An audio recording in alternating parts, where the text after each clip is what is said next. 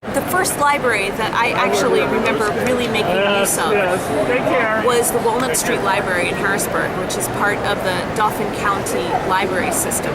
And we moved to Harrisburg when I was not quite 9 years old, and I started school there in the Harrisburg School District. And I used to take art lessons at a building that was like around the block from the library. And so they would drop me off at 9 o'clock in the morning, and I would then get picked up at about noon. And so when I finished my lesson, I would go over to the library, and that is where I would hang out for the next couple of hours. And it was this big old stone building. I don't know how old it was, but it was certainly, early 20th century, if not older. And I just felt so at home there. The children's section was in the basement. And in those days, there really wasn't much division among the children's books, apart from the fact that they were separate from the adult books. And so I just kind of read my way through the library. I was not particularly happy in school in those days, and you'll hear this story from many kids who felt like they were a little bit of an outsider. They escaped in books. And about the same time, I also, of course, formed a good friendship with our school librarian, who was discarding a bunch of really, really ancient books from the school library. And so I picked them all up, ate them up. And when I went to college, when I went to Yale in New Haven, Connecticut, and one of the first things that I did when I moved in as an undergraduate was I went and got myself a public library card. And that is the first library I can remember that had a separate teen section, and they actually had a fantastic collection. So they had series that I had only ever thought there was one book in, and all of a sudden it would turn out there were 12. And the one that comes to mind is Arthur Ransom. And they also had who's the author of Swallows and Amazons. They also had all Alan Garner's books, and he was one of my favorite authors from the time I was before I could read, because my father had read all his books aloud to us. And we used to live in the same area where they took place in Manchester, or in the South Manchester area of England, because my father was working there for a couple of years. My sort of touchstone story for the New Haven Public Library is that I was taking a very advanced French class. But actually, it wasn't that advanced. It was like intermediate French, but we were reading La Peste by Camus in French, and it was the hardest thing that any of us had ever read. So all the English copies were on hold, on closed reserve in the Yale Library, because all the French classes were trying to get a hold of this book.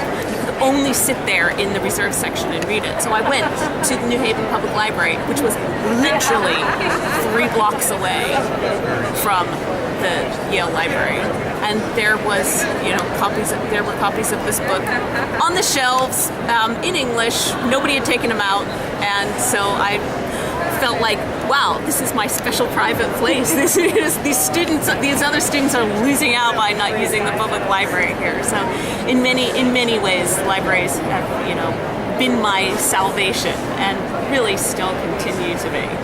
My library use became different because I was no longer really using it for my own research. I was using it for my children. They're definitely still my number one source, because I always start with books when I'm doing research. Library budget cuts, well, it's worse in the UK than it is here. They've been closing down. I actually find it really pretty terrible. As I say, they're still my first port of call. A lot of mobile libraries, and we live in a very rural area, and some people are actually really have a very hard time traveling. And so a lot of mobile libraries have been cut. It depends on the council, and I'm not very savvy on what's going on, but I feel that it's a great loss, and really is not being given enough attention and how important it is. I would never say anything but that I'm against the banning of books. And I do feel that children child readers, and their gatekeepers, be they librarians, educators, or parents, are capable of making their own decisions about what's good for children to read and what they're capable of taking in. And it just seems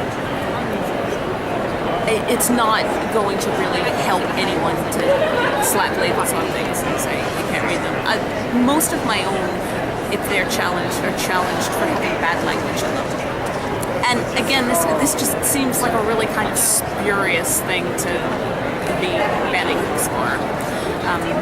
The recent furore over Anne Frank and her discovery of her own body and the full-length version, the unedited version of this. You know,